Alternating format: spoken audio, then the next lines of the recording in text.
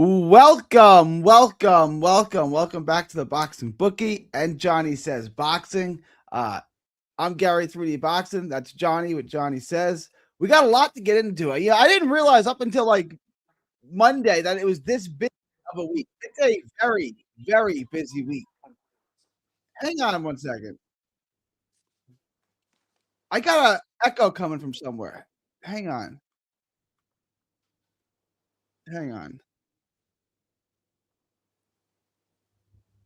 Take it away for a minute. Break down what you think of this weekend. I got to find where this is coming from. I got all right. What's up, guys? All right. What's up, guys? Good. How's everyone doing? We're good. Is the echo gone? Yeah, I got rid of it. We're good. All right, beautiful, man. Wherever you guys are in the world, it is Friday, March 27th at 10 a.m. here in Sydney, Australia. So if you're on my channel, welcome. Go follow Gary 3D. If you're seeing us on Gary's, what's up, guys? How's everyone doing? Let's get it. If you're on my channel, go sub to Johnny's channel. That's Johnny Says Boxing. All right, let's get it. So let's just start with the big one right away. Keith Thurman, Sebastian Fundora. I think we disagree on this. Who do you like? I like Keith Thurman probably by stoppage too. Okay. I'll let you. Well, let's pull up the odds first. I'm gonna start a poll on my side here. I asked this, but it'll be a bigger audience today. Who do you got? It is 2026, so we do need to make a draw an option. That's always an option. Fair point. Thurman, Fundora, draw. All right. Go ahead. Go ahead, Johnny. Break it down for us. I think I know what you're gonna say, but go ahead. Yeah, I'm going Seb Fundora. We talked about it all week. I want to let all the boys know the our Discord is kind of cut in half as well. It's one of these fun weeks. I mean, we've had the last few weeks we've all kind of agreed, which is great because we all win money. You know what I'm saying? But during these fight weeks where we disagree, it brings a little bit of added sort of energy to the table in what we do, which is a good thing. Now, people will be disappointed, whatever outcome. But, when I got to the tape, I was at Keith's last fight when he fought 126-pound Brock Jarvis, who signed on the dotted line to fight at 154 pounds. And watch Seb's full career. You can pick and choose pros and cons from both guys' careers. For me, the selling point on taking Seb, what I couldn't get past was Keith Thurman having more surgeries than he's had fights in the last 7 years. I always use the number 7. I know Tommy's been using the number 9 because that's when he beat DSG, probably his biggest win 9 years ago. But in 2019, since the Pacquiao fight, he's only fought twice. He's had 4 surgeries. Fought Pacquiao, fought Barrios, and then the Brock Jarvis fight. And mate, in the Brock Jarvis fight, I didn't like his feet. In the first 30 seconds, I put up this clip in my Discord. I put it on my Instagram. The things that made Keith, the things that made Keith great when he was at his best were his athleticism, his explosivity, him being able to jump in with those hooks. And I think all of that is gone. In the first 30 seconds, 90 seconds of round 1 against Brock Jarvis, he leaps in with a hook and Jarvis counters him with a lead hook. And you can see Keith freeze. We know how the fight ends. He stops him in, the 3rd round. I just think that's a microcosm of what made him good and what is no longer. He'll be 38 in November. It's tough for me to put a dime on a guy that old who's been so inactive.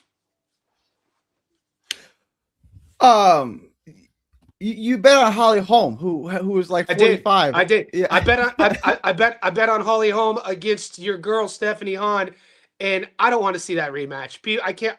Like, Stephanie was winning that fight. She was running away with it. And, so what?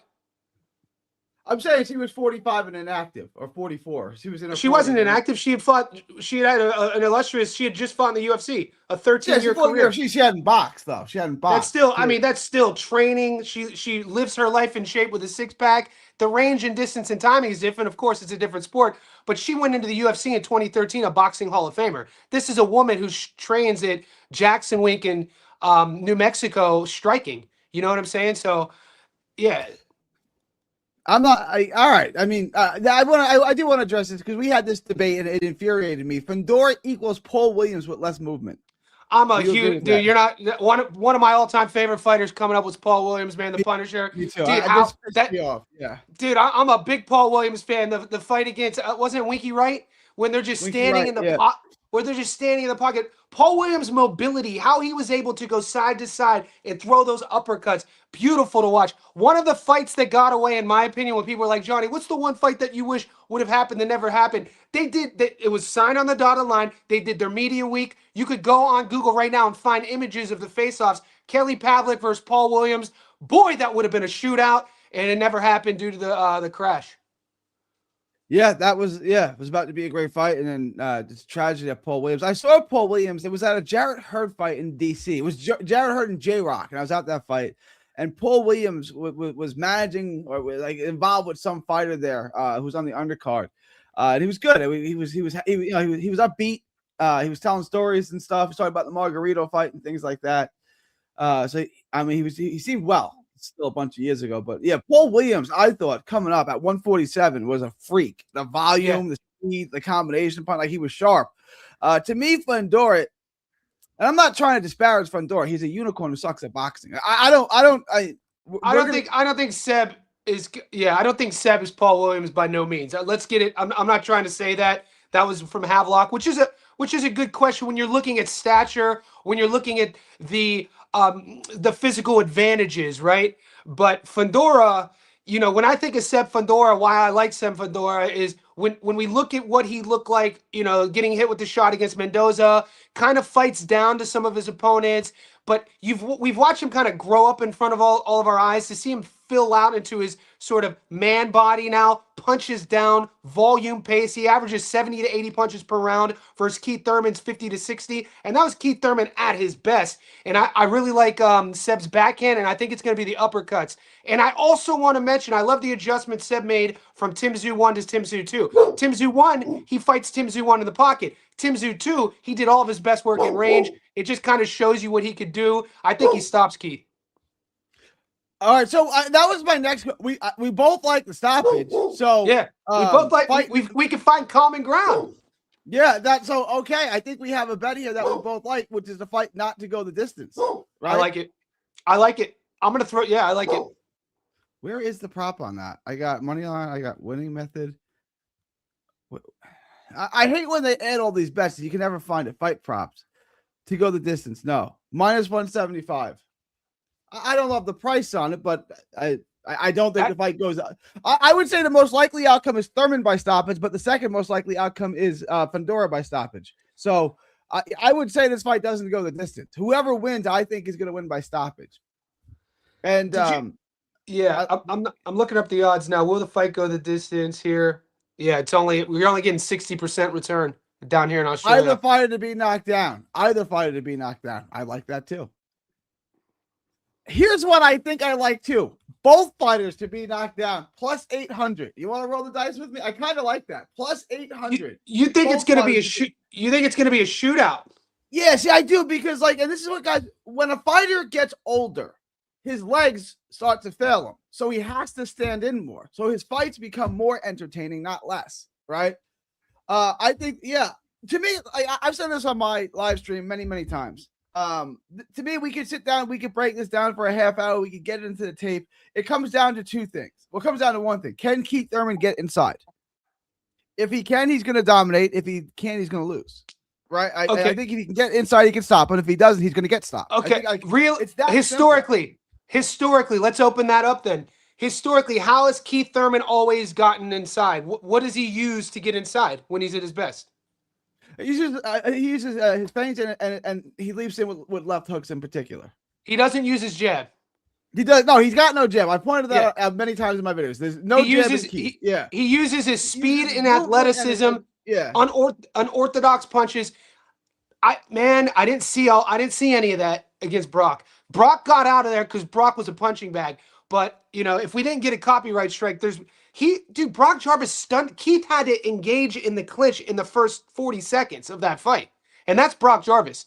I think Seb, especially from the, I don't see Keith getting in there, man. I think Seb's going to pick him off outside. I think That it's could gonna be happen. one. I think it's gonna That's be why one way. I'm banking gonna on keep one way traffic. I don't I'm want gonna it to be keep a a live shootout. eye on this for live betting. If I'm wrong, I'm gonna live bet Fundora. If I see Thurman not being able to get past the jab of Fundora and eating eating left hand, I'm gonna live bet Fundora. I just don't see that. I don't think Fundora is particular. I think Fundora is Mario Barrios, right? I Wow. think Keith Thurman. But Mario Barrios is 6 feet tall. Seb is 6'6". Yeah, he's an even taller Mario Barrios, right? But like the flaws I And he see in can punch. Barrios, Seb can punch. so Tim Zoo. can Barrios. I've You, done Mitch with Barrios. Barrios can punch. Like, trust me. I just Barrios think can punch. there's something about what physics bring to the table when you're that long, you have that big of a height and reach advantage. It adds a little bit of snap, like a sort of Tommy Hearns sort of approach. Obviously, I'm not comparing Seb to Tommy by no way means. Like even Kelly Pavlik. Pavlik was a tall, lean puncher, and you look at these guys at the weigh-ins, you'd be like, this kid can't punch. But boxers know it's those guys who can punch. It's almost Wilder. like Deont. That's and it's that sort of thing. So I think I heard a Tim Zoo interview, and look, whenever we get past opponents talking about an opponent who beat them, they're always going to speak highly of them. But Zoo talked about how one of the things that was the hardest thing to get past Seb wasn't necessarily the height and the reach. It was how hard he punched. And he said he punched harder in that second fight. So I just think that this is a kid who lives like a samurai, who they literally built a compound. He doesn't party, doesn't drink, probably doesn't hook up with chicks, and lives his live not like by choice. No, by it's choice. a good thing. That's a good. No, I get it. That's a good thing. That's a good thing. You see what I'm saying? You. And then inverse to that, I'm watching Keith Thurman. If you go to PBC's Instagram, he gets off of his private jet and he's talking to the fans and he goes, "We got a lot of good content coming for you this weekend." I played it for my Discord boys. I go, "What is he talking about? You have a fight in 3 days. You're talking about creating content." I don't know why he's here. Does he really want to be here? He's going to sell the fight. I mean, I question the reasoning on Keith Thurman taking this fight because this wasn't supposed to be his fight. Well, I'll explain why. Because he can't beat any of the other champions. That's why. He can't beat Boots, right? He can't beat Verge. Boots isn't a champion. I understand. But it's a big money fight for him, and it's a big name. Do you think he would have beat Zoo? Yeah. Yeah, probably. Zoo's a little. Zoo sucks too. I can't get a read on Tim. Tim's kind of basic. I don't like Fundora. Like all the sloppy flaws I see in Barrios, I see in Fundora. Yeah, Fundora's 6'7" and Barrios is 6'1". I get it. That's 6 inches. That's a big difference. But I look at Keith Thurman. Keith Thurman at his best. The Keith Thurman that ran through Ghost. Hold on. You're saying let me finish. Let me finish this. The one that ran through Ghost, that Guerrero, that ran through Cayazzo, that ran through Porter and Garcia. That is a first ballot all-time great welterweight. I disagree. I totally disagree. Ghost Guerrero was 2015. He doesn't stop Ghost Guerrero. He fights Sean Porter and DSG. Those fights could have easily gone the other way or been a draw. What's his best win? A fight in which they was super close. He got beat by a 49-year-old Manny Pacquiao. Keith Thurman was never the guy at welterweight. In his era, it was Errol Spence Jr. at 147. It was never Keith. Thurman. You think Thurman beats Errol? Oh my damn! And you're a Texas guy, DeSoto, Texas. I said the same thing. I said Crawford. I said Crawford was gonna beat Spencer. I was like, no, Spencer's gonna kill Crawford. Like I picked Bud. I was an Errol fan, and I picked Bud, but I think Errol would dog walk Thurman. In their primes, you would have taken Thurman over EJ. That's wild. He's got the legs to beat him. That was so 2015 Thurman. What year was it that Crawford went from 40 to 47 and he beat Jeff one? What year was that? 2017? Yeah. That's when I think they were all at their best. 2017. I would say Crawford beats them both. Thurman loses to Crawford, beats Spence. Spence loses to the other two. Because Porter fought all those guys tough. Porter was fought all those tough. Yeah. And so that's kind of like, it's interesting. Keith, for me, was always the odd man out. And this was even in 2017. So I don't know, man. I question you, guys. We know the older we get, we keep our power. But I heard Tommy bring up a good point. Him and Paulie were talking about how, Tommy was referring to his own career when he stepped in the ring. I think one of his last fights, he was 37, and he was like, the things that you battle through at 27, like guys headbutting you, an elbow to the head. He's like, I'm in the ring and this young kid headbutts me, and I think to myself, what the hell am I doing here? Like those sort of questions will come up. And also, it's not like Keith is just fighting Seb Fundora, a champion. He's the problem he has to solve at 37, 38 years old is a 6'6" southpaw hard hitting problem in front of him. So how's he going to manage range and distance? He's going to use his reflexes. I think that stuff's gone, man. Watching him get countered against Brock, the things that he would need to successfully solve that 6'6" equation, you need reflexes, you need intuition, you need a little bit of timing. And he's a good, I'll give Keith this. He's one of the best punchers I've ever seen to throw punches kind of like a quarterback who's leading his receiver, throwing it to a position before the receiver's there. He throws shots at weird angles and he runs on him. So it's kind of a similar shot that Mendoza landed. So if that's what he's banking on, he could land that shot. He has a puncher's chance. Right? I mean, what if he does that? What if we see him land that? I think both guys have, I think either fighter could get knocked out. I think the fight definitely ends in knockout. I'm fairly certain it ends in knockout. I'm just saying, which one do I think is more likely to get knocked out? Like I said, to me, it's just a matter of how much is left in Thurman. Because that Thurman that we talked about from 2017 beats this Fundora, beats him in a round. He's never fought at 54 though. How could we compare the two? It's 8 pounds. It's 8 pounds with smaller gloves. It's still a division. It's still a division. I understand. When's the last time he won by knockout? Not including Brock Jarvis. The talent, the ring IQ and the talent, the gap is extraordinary. Like one guy to me is an all-time great welterweight, and the other guy kind of sucks. See, I see a lot of holes. I see a lot of holes in Keith Thurman's game. I think he's leaking.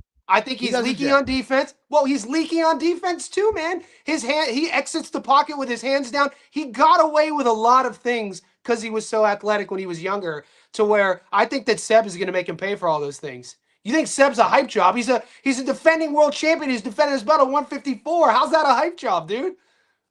We did this with Barrios. Mario Barrios has a better win than any win.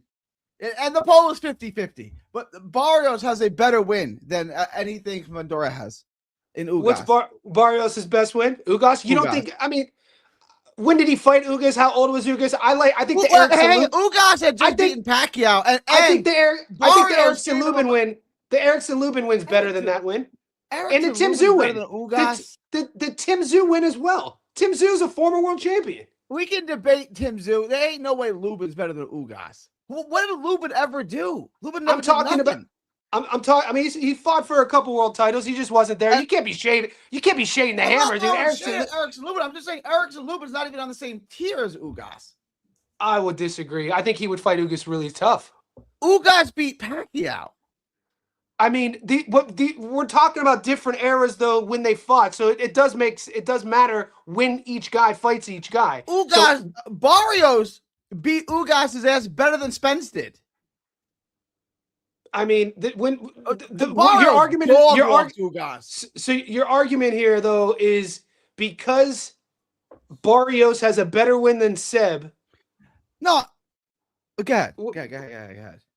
No, I'm trying to figure out what the argument is. I think Fundora's a hype job, right? Like we all agree that Barrios isn't that good. Barrios has a better win than Sebastian Fundora has. I think Fundora is every bit, probably more a hype job than Barrios was. I disagree, man. How could you take a kid who's 28 years old, who's defended his belt at 154, who is a volume-paced puncher, who's always in a dogfight, who wants to be in the pocket, always in exciting electric fights, goes out on a shield? How is that a hype job? I would call Brock Jarvis a hype job because Brock Jarvis was sold to us in Australia. Yeah, Brock Jarvis. I'm with you. By Jeff. Well, Jeff Fennick. I'm with you. Jeff Fennick, boxing Hall of Famer. Jeff Fennick sold the Australian public Brock Jarvis. That, in my opinion, is the definition of what a hype job is. Seb Fundora, a kid who came up, father coached him, becomes a world champion, defends his belt. That's not a hype job. You became a world champion. So Is Barrios a hype job? I don't think Barrios is a hype job. Okay, all right, then we just have a different definition of the word. That's fine. You're being So you're I'm not gonna. These are flawed. I mean, they're not like these fighters, Barrios and Fundora. They have flaws, but most fighters have flaws. Here's what I mean by a hype job. Here's what I mean by a hype job. There are four world champions in every weight class. Was Barrios ever one of the 4 best fighters in any weight class at any time in his career? No, because there's always one. Okay, hype job. There's always one. There's always one Barrios guy. Was Barrios ever a top 10 welterweight? Put it this way: who just retired this weekend? No, but who just retired this weekend? We saw him give the performance, one of the worst performances we've seen. Mick Conlan. That kid was a gold, like had a country around him. Medaled in the Olympics, has a pro career, fights for 2 world titles, never wins a world title. So his history legacy will always be never won a world title, right? I wouldn't call Mick Conlan I wouldn't call Mick Conlan a hype job. You just named 2 fighters, Seb Fundora and Mario Barrios, who have been world champions once to list. How could that be a hype job?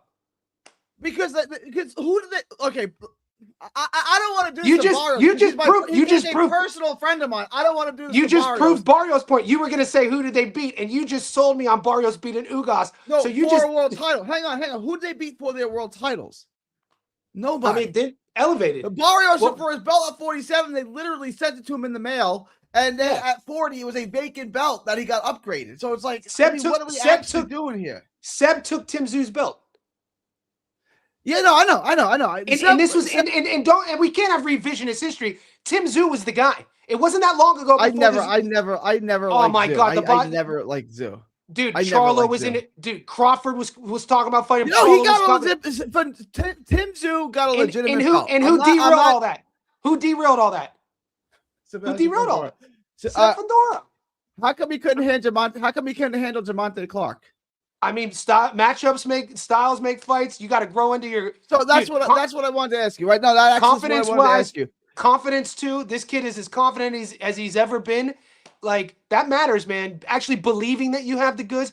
There's a fight on this undercard actually that I taped, and in the matchup, we'll probably talk about this fight. The B side is the better fighter, the more skilled fighter, the more athletic fighter, the better fighter. But I'm not taking him. I'm picking him to lose because he doesn't have the gumption to win. You see sometimes in fighters that they don't believe that he doesn't believe in himself. I can't take this guy against. Let me ask you this. So break down the fight because I think the fight takes place on the inside, and Thurman is too skilled, too fast, too powerful, and too smart. And he's just he's gonna outclass him on the inside, and then eventually stop him. How do you see the fight going down? I see it one side. I see it one-way traffic. I don't even see this fight being close. On the inside or on the outside? Does Fundora keep the entire? I don't think Keith gets on the inside. I don't think Keith. I don't think Keith is going to have the legs. I don't think he's going to have the feet. I don't think he's going to be able to get past Seb Fundora's long tools. And I think Seb's going to do what he wants with him. I don't think Regis was a hype job at all. I thought Regis was very good. I just think he aged out overnight. I think he got old overnight. But I thought Regis. He just had a really short kind of moment. Yeah. Regis, you know. Well, he didn't get to his world title till he was like 31. Like so. But no, I don't think Regis was a hype job. I just think he got old quickly. Thurman better very be athletic on a good 2-1. Agreed. He was massive too. All right, so we disagree on the outcome, but we both like the fight not to go the distance, correct? I do. The odds are only giving me 60% return though. It's not great. But yeah, it is. But the knockout for Seb is giving me 85% return. If you like that, I'm gonna. Well, that's my only play. That's my only play on this fight. My only play on it, I'm not saying it. My major play is Thurman on the money line, but I'm gonna throw a couple bucks on Thurman by stoppage. Yeah, dude, he's getting the odds are so great. Thurman on the money line, guys. If you like Keith, you don't have to parlay that with anything. Just go heavy on Thurman. That's it. That's the bet. Yeah. What's the lock of the week? You guys want the lock of the week? Thurman on the money line. There you go. And that's usually my style. But I tried, guys. I tried to find the dog. I didn't. I couldn't see it, man. So. I don't like what I saw there. All right. You want to get into the rest of this card? Let's skip real quick to Moses and Franklin. I think Moses stops him. Everyone is trying to get sexy here and outsmart the bookie here and say that it's going to go the distance. It ain't going the distance. Moses is going to stop him. But what are your thoughts? I just want to say before we continue, what other guys on YouTube are doing what our groups are doing, our squad? The 3D squad, the JSB squad, like, you know what I'm saying? I'm looking at the comments, I'm reading them on this other device. I'm like, dude, we're living the dream, everyone here. So, but moving forward, people are trying to get sexy. My Discord's torn. I'm getting private messages from folks. Johnny, man, I think that Moses is gonna go the distance. The plus 300 because is he went sexy. the distance with AJ, but AJ is the antithesis of AJ is mechanical and he sits back. Right. It's just so full disclosure, because the Mario Barrios knockout was the odds are so bad, and the way I see Moses beating Franklin, I think Moses handles him pretty convincingly. I actually have done what I usually never do. I propped 2 knockouts on I did a stoppage parlay, a 2-leg stoppage parlay at plus money. So I got Moses at $1.40 and Mario at $1.85. Put them on a ticket. When you look at Moses, what he wants, right? Everybody's fast tracking him. He's the guy now, and Gary just walked off. But the guys on my channel know what I'm about to say here. I think that when you're looking at a guy that has a lot of hype, that has a lot of skill, there's a trajectory of how you move a fighter. It's up to their management team. It's up to their handlers of like, all right, how does he fare well with a southpaw? How does he fare well with pressure? How does he fare against a counter boxer? In old school boxing, this is how you would move a guy to a world title. Back in the day, a guy wouldn't fight for a world title unless he fought against a good counter boxer, unless he fought against a good swarmer, a good slugger. So with that being said, Franklin has never been stopped. This is why his handlers have brought him, so Moses' team could say, all right, Moses, first guy to stop Franklin, give us our title, sort of thing. So I think that's why they brought him in. He'll be the first guy to stop him. Okay, so you agree with me that Moses gets the stoppage, correct? Without a doubt. We're not trying to get too cute here. No. Okay, I'm with you. And Gary, also I should mention, this is coming from the side that I took Jai on points. I took Adamas on points when nobody is. So, like, it's not like I'm trying to be a front runner here. I just don't see Franklin being able to hang with Itauma for 10 rounds. We got a very close poll, by the way. It's basically 50-50. It's 50-47 and 3% for a draw. So we're basically at a 50-50 poll. That's good. That's what we want. This isn't an echo chamber. We got, dude, there's so many well-rounded boxing minds in both of our groups. Yeah. All right. Come on, Cannoli. What's up, girl? Guys, we're 30 minutes into this. Wherever you are in the world, like this video. Make sure you subscribe to my channel. Subscribe to Gary 3D. And let's get after it. All right, let's go through some of these. Cannoli, I need you to stop, girl. Otherwise, I got to have you leave. All right, let's get into. I'm not looking at any of these fights with crazy odds, but let's start with what I don't want to address this. I didn't do the breakdown because I think this is the worst fight God ever made. This fight bothers me. It's so bad. Nathan Heeney and Warburton. I did no film on this. I can't stand either fighter. I'm not doing a breakdown on this fight because I hate the fight that much. I don't even think I'm going to watch it, but I'm going to let you break it down because I know you. Oh my God. All right. So that is hilarious. So earlier, mid 2025, I did a Stats Don't Lie video on Jerome Warburton when he fought Kieran Conway. And so we know that Warburton got stopped. Conway then went on to lose against George Littard. But Nathan Heeney has one loss. Mate, when you look at Jerome Warburton, he's 14-2. Two of his 14 wins are against a guy who has a record of 12-167. So there's a couple little factors of why I think Nathan Heeney totally walks Jerome Warburton. I don't think Jerome Warburton is like a realistic boxer. You know, not everybody on the British domestic scene boxes full time because it's part of an entertainment thing. They work. Nathan Heeney has Google the Stokes. He has over 2,000 savages who follow him to all of his fights, right? This is in his backyard. His best win is against a guy named Denzel Bentley that people think that Denzel Bentley is going to beat Saavedra. Saavedra is a guy that drew against one of my boys, Matteo Tapia, down here in Sydney. Saavedra is really good. And if you think Denzel Bentley is good enough to beat Saavedra, then Nathan Heaney beat him. So if you want to do boxing match, Nathan Heaney win that fight. I'm not like explain to me like a 5 how Nathan Heeney, who is like the definition of a stiff Brit, he looks like a rock'em sock'em robot. I can't watch him fight; it's painful. How did he beat Denzel Bentley? How did that happen? Had a good night. Had a good night. Power. I don't know, man. Don't you guys do? By the way, boys, you don't have to bet on these fights. You don't. I'm not betting. I'm not even watching this fight. Yeah. Yeah. I hate this fight. I do dare you to Google. Just Google though, and I put it up in my Discord. I put it up on Instagram on the boys who follow my stuff. Is Nathan Heeney? Because at the domestic sea level, sometimes all the like things like 2,500 cheering section fans matter, especially with the judges. So. Yeah, I'm glad the people in the chat agree with me on this fight. Absolutely blows. I'm glad. No, Warburton reminds me of the guy. He has a picture on BoxRec. But when I was a kid, the movie Ghost came out, and everybody it scared the shit out of me. The one actor who played the guy who kills Patrick Swayze, and then at the end, the black ghost, the demons get him. Jerome Warburton's picture on BoxRec, if you pull it up, looks like the bad guy in Ghost. And other than that, I'm never watching Jerome Warburton's tape again. No offense, Jerome. No offense. Another fight that is not going to electrify the crowd, but I think there's money to be made here. The odds are going a little wild on this. Josh Holmes is now a slight betting favorite at -110. He was my dog of the week. I got him at plus money.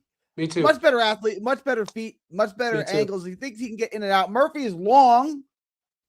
But to me, Holmes is a much better athlete. You see Murphy's resume?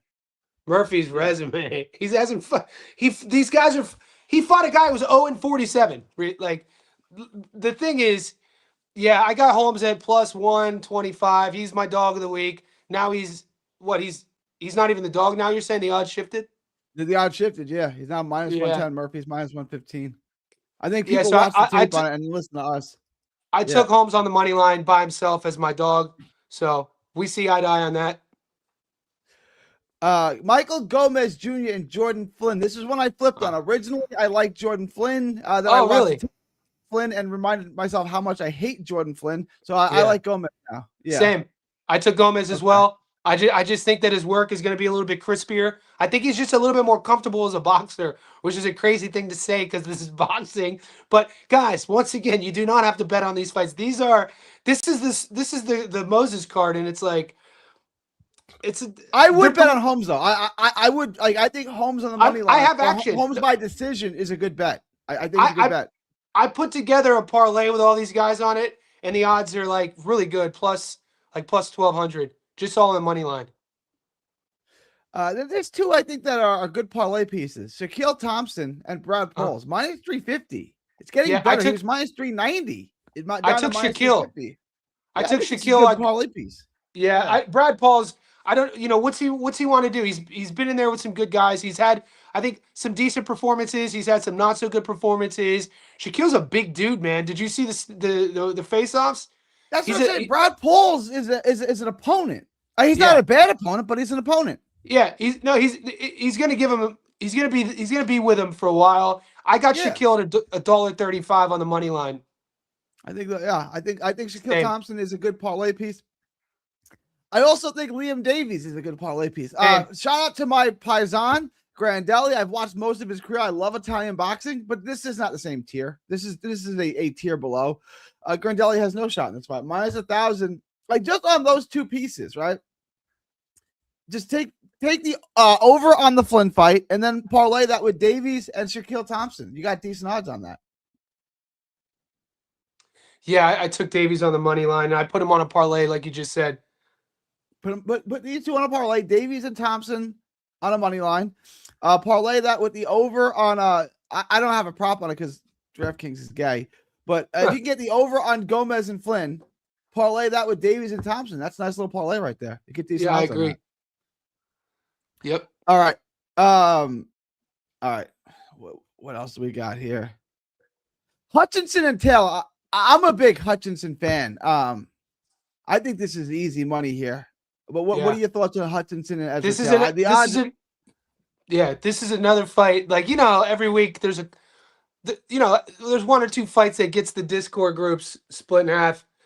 Look, I think when people look on the optics of what these guys look like, people think that a lot of people like Ezra. I don't. It bothers me. Ezra's 31 years old and he has 13 pro fights. That bothers me. I think Hutch just turned 26, 27. Been in there with the way better guys, battle tested. I don't think Ezra could punch either. I don't like. He looks the part. I just don't think he's going to have the artillery to keep Hutchinson off of him.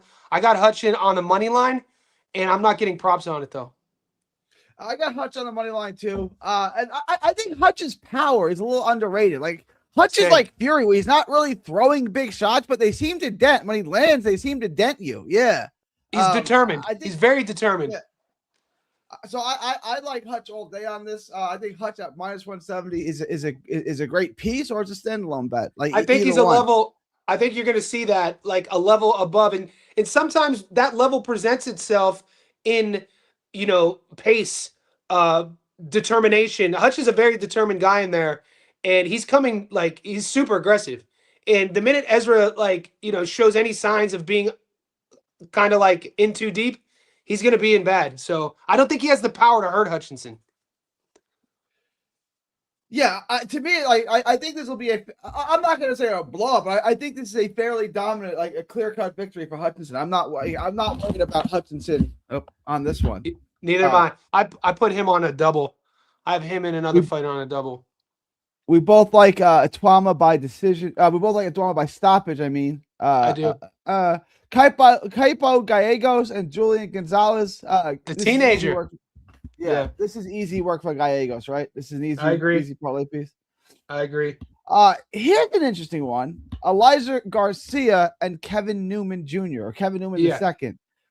Kevin Newman II, I think, is better than people think, but I still can't see him winning this fight. What are your thoughts? Yeah, this is the fight. This is the comparison I was making a couple minutes ago. Shout out to Skills. He's in our Discord. I know Kevin Newman II is his boy. He's been talking about this fight to me over the last few months. And what's bothered, and the thing that we do is we got to always be careful to always bet with our wallet, never bet with our heart. I always talk about that.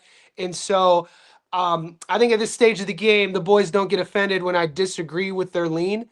It's just that it bothers me at 32 years old. What's taking, like, how at 32 years old, this is your chance now? Like, where have you been at, right? I know he lives in Vegas. He's been coached by Roy Jones Jr. over the last few years.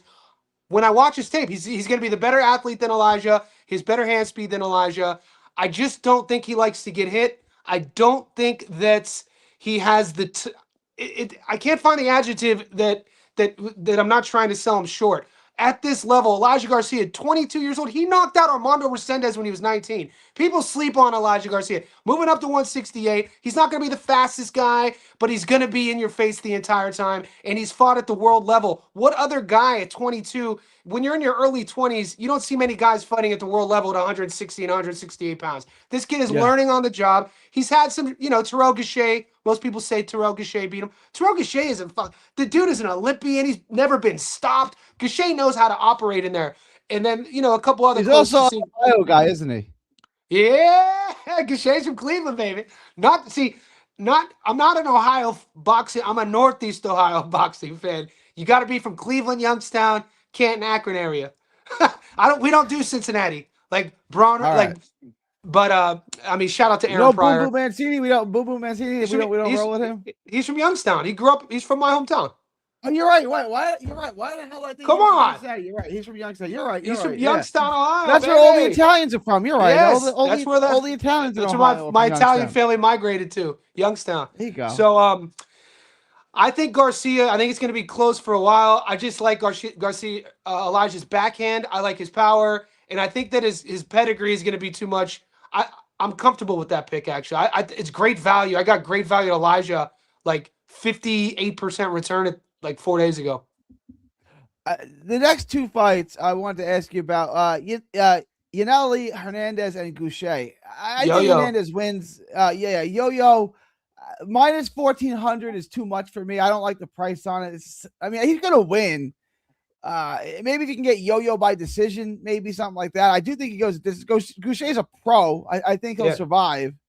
But at minus 1,400, Goucher's never been stopped.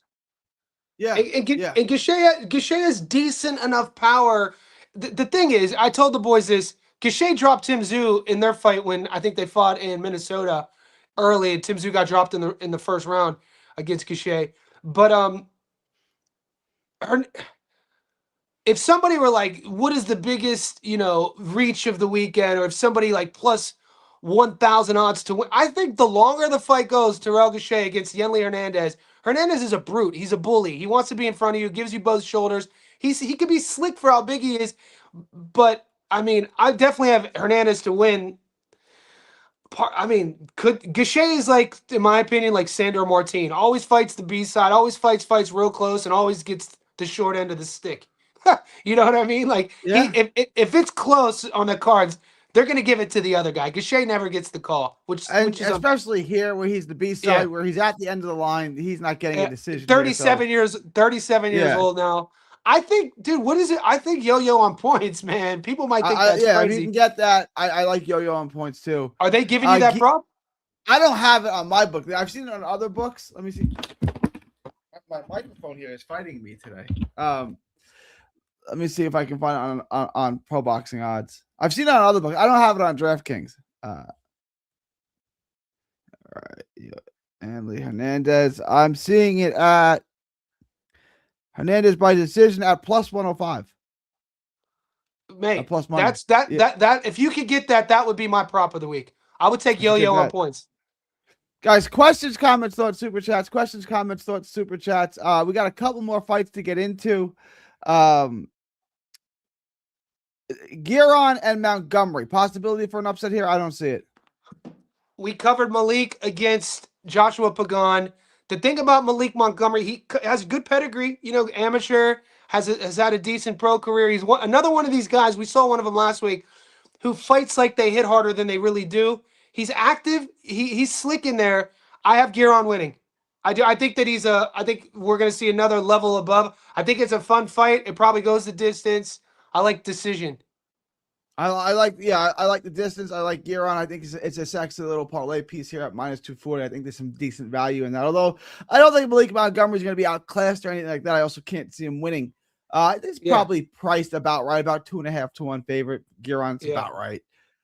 Tellez and Mendoza. That's interesting. Well, right? That's an interesting bet. I like Tellez because I think Mendoza is shot. Mendoza beat Fundora. Shows you how good Fundora is. Stop him cold. Go on, keep going.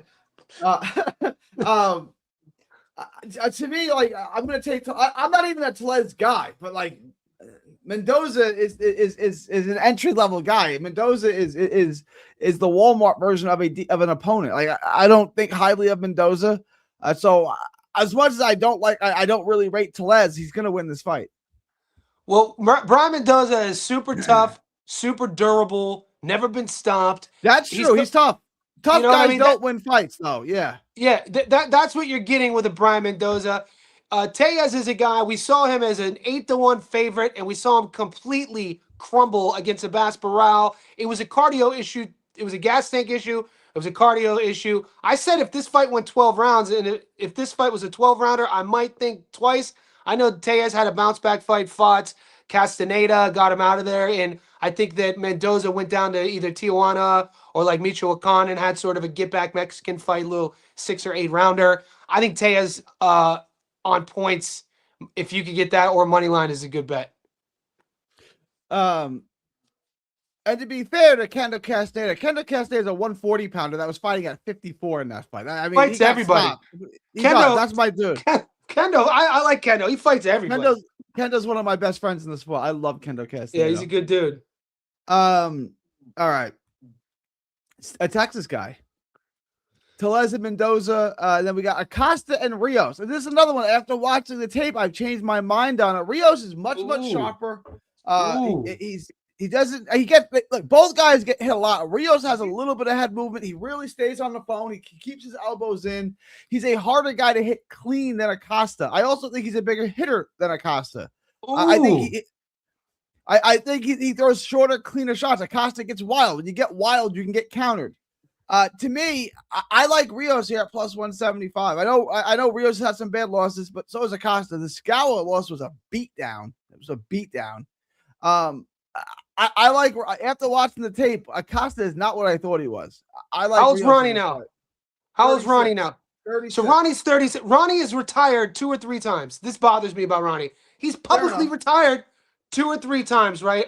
When I see that, I instantly want to question: are we doing it for the money? At 36, you going for another run? You going to try to be a world champion? You know, we haven't seen him since the Nick Ball stoppage. Acosta, other than Naoya Inoue, little trivia: who's the only guy to ever drop your boy, Texas boy, Ramon Cardenas? Who's the only guy? Acosta. Acosta punches harder than people think. I think he has good timing at 27 years old. I have to always lean with the career trajectory. You know, I think it's going to be a really close fight. I think that Rios is going to fade mid to late rounds. I actually took Acosta on the money line. So this is another one that is. I think we only disagree on these last 2 fights here, right? We've agreed on everything else. So we disagree on. This is a tough fight weekend, Gary. This is like this. I usually, by this time of the week, the boys in my Discord would have already gotten what I call a safety net parlay, like a 4-leg money line plus money. I haven't given to them yet. I haven't really, and they've hit like 6 weeks in a row. I haven't given them the safety net parlay yet because there's a lot of fights where I haven't convinced myself yet. But this is a point I've been making on my live streams over and over again. So on the American cards, we get undercard fights and smaller main events like Acosta and Rios. Hell of a fight. We get fights like Giron and Montgomery. Hell of a fight. We get fights like Elijah Garcia and Kevin Newman. Not the biggest names, right? But a hell of a fight. On the British cards, we get undercard fights like Michael Gomez Jr. versus Jordan Flynn and Alex Murphy versus Josh Holmes and Nathan Heeney versus Jerome Warburton. Yeah, it's. Do you see in entertainment and action? Do you see a difference?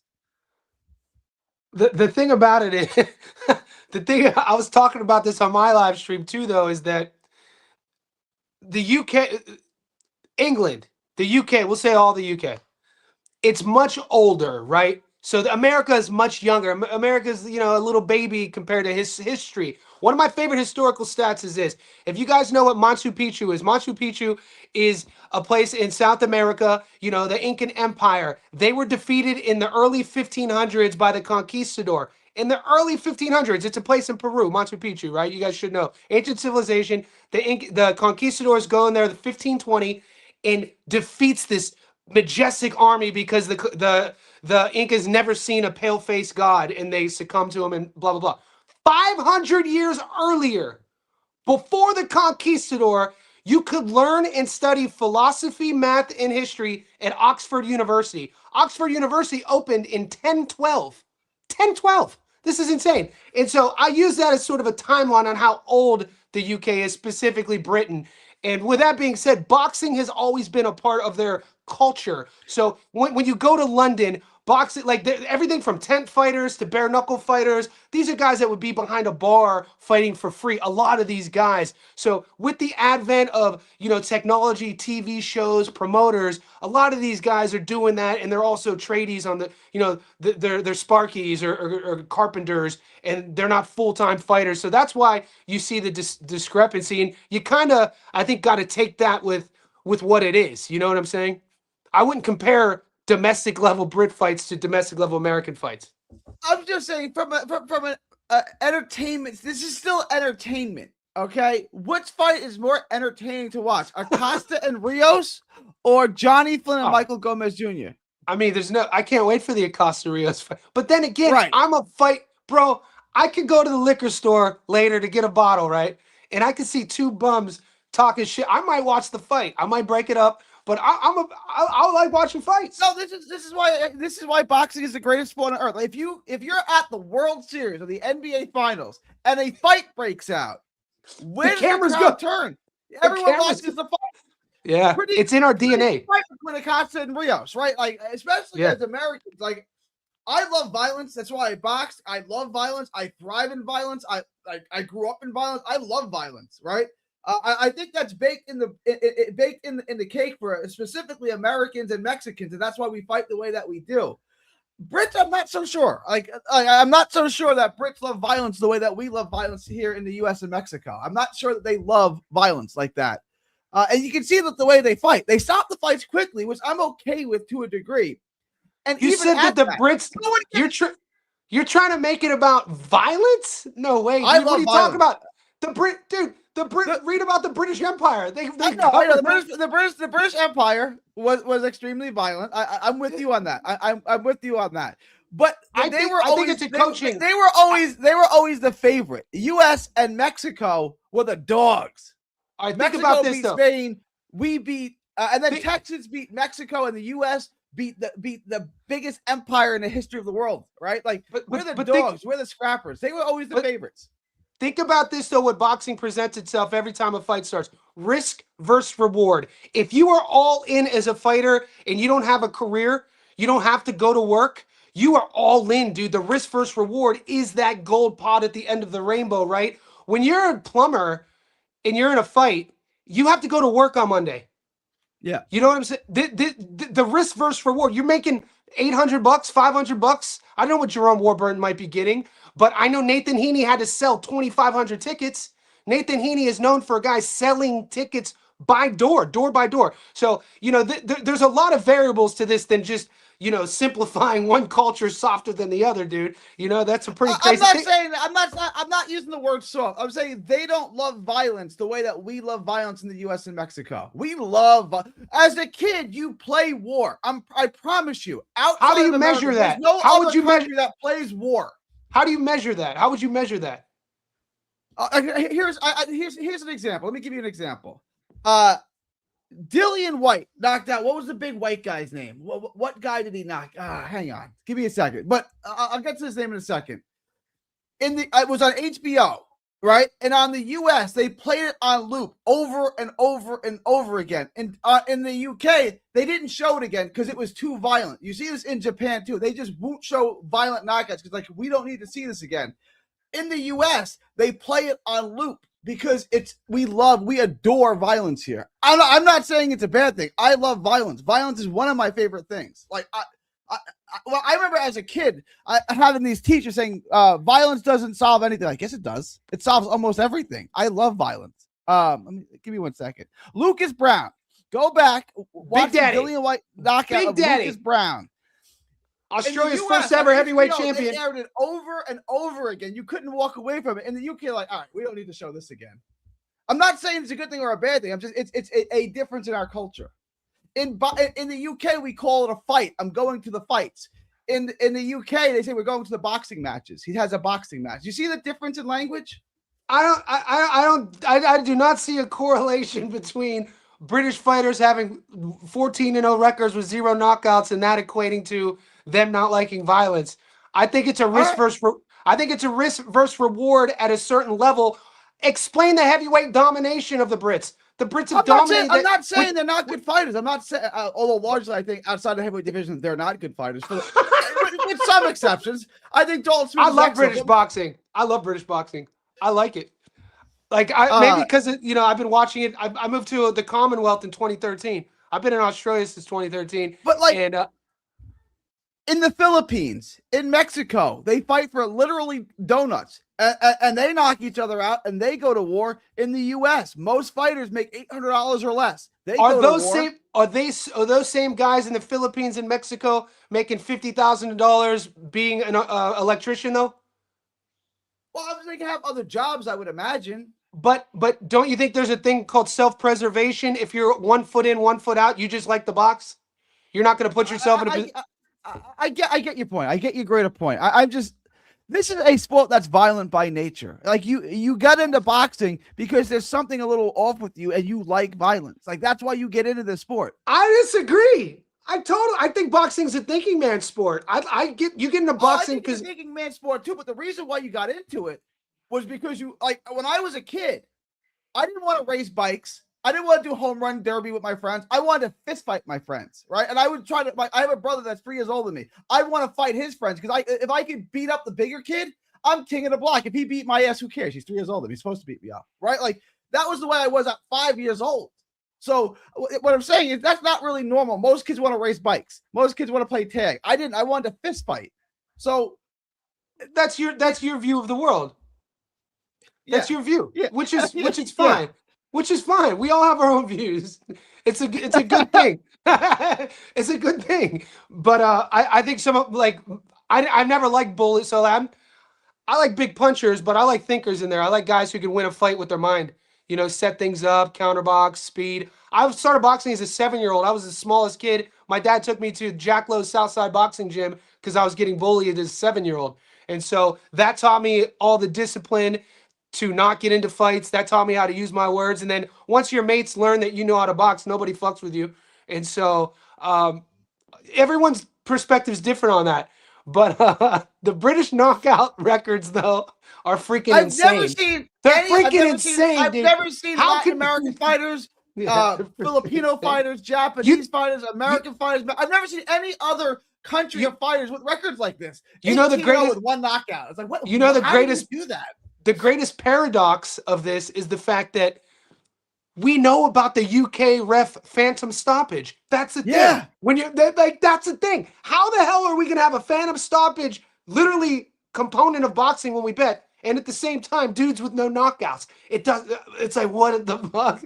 How do you So many reconcile the times two? I'll see a British fighter land something clean that catches the attention of his opponent, and then he steps back. He pulls back. It's like step forward. I remember in the Fury versus Wilder fight when Fury, the first one, when Fury had Freddie Roach and Ben Davidson in his corner. Freddie Roach was telling him to do what I'm telling him. Step forward. Get this guy out of here. Don't play with your food. That's a killer in there. If you can get rid of him, get rid of him. And Ben Davidson was like, no, just sit back and box him and keep winning rounds. It's like, you want to extend a fight with Wilder? No, if you can get Wilder out, get him the hell out. And that's my point, but a difference in the perspective of the sport. Like, if I'm fighting Deontay Wilder, I want to end that thing as quickly as possible. So if I can get him out, I'm going to get him out. I'm not going to sit there and try. And then the fight ends in a draw because he couldn't get him out. In the next two fights, he won because he had Sugar in his corner, and then they stepped on the gas and they got him out.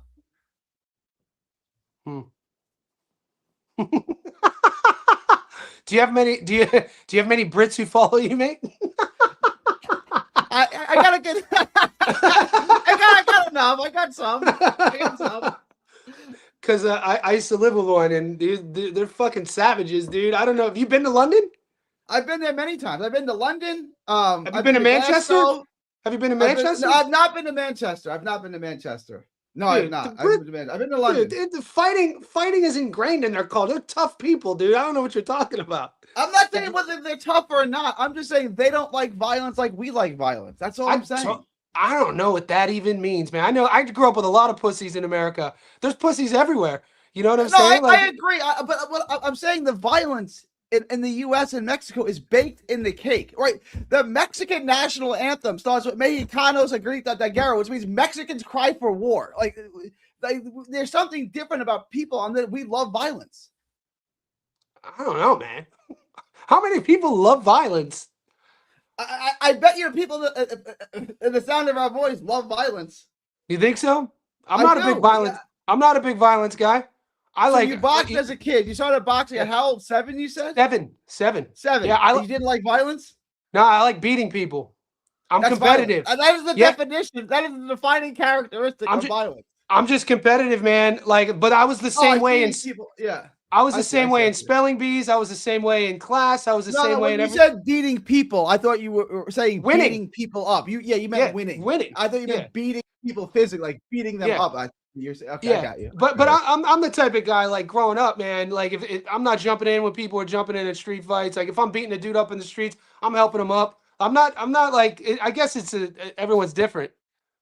But shout out to Terry Lance and Jefferson in the comments that I just want to let you guys know I am a teacher. I do teach, and some guys actually like the historical little facts. So they didn't like the Conquistador or the Machu Picchu facts. But hey, man, it's all connected.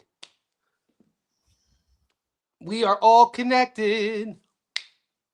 So what's the biggest upset? Keith Thurman. Spain. I got Thurman from Spain. My biggest upset from Spain? No, I thought you said the Conquistadors. Oh, I like the Conquistadors. Yeah, the Conquistadors burn the ships. That's my favorite thing. Dude, fucking burn the ships. Savages. Think about You're that gonna go mindset. home? No, you're not. No, no one's burn the ships. no one's leaving. Bro, come on, dude. No one's leaving, bitch. We burning these motherfuckers down. Ships Burn the down, boats. yeah. Burn the boats. So yeah, so Thurman. Okay, we can't. So Keith Thurman beats Seb. I got to be honest, and I talked about this in my breakdown. That would be a fun sort of unification tour if he goes after like Josh Kelly at 54. That'd be, who would he, Xander's probably going to fight. They're saying Xander versus Boots. We'll see. I keep hearing this. Xander's in camp. He's not beating any of Keith's not beating. Whoever wins this fight is going to get dismantled by Boots, by Xander, by Verge. Like, this is it for them. Like, this. You think so? Yeah. Okay. Do you think Fundora can be? I'm going to call it the big three of the 154 division. We can even add guys. Well, Ramos is at 160 now, but Verge, Boots, and Xander. Do you think Fundora beats any of those guys? I think they're competitive fights. I think they all stop him. I think they all stop Keith too. But I don't think. I think those guys. I think they all beat the hell out of Xander. Yeah. Interesting. My dart. Yeah, I don't know. I want to see. I definitely want to see Virgil fight more. All right, I gotta wrap this up, John. You got anything you want to close out with?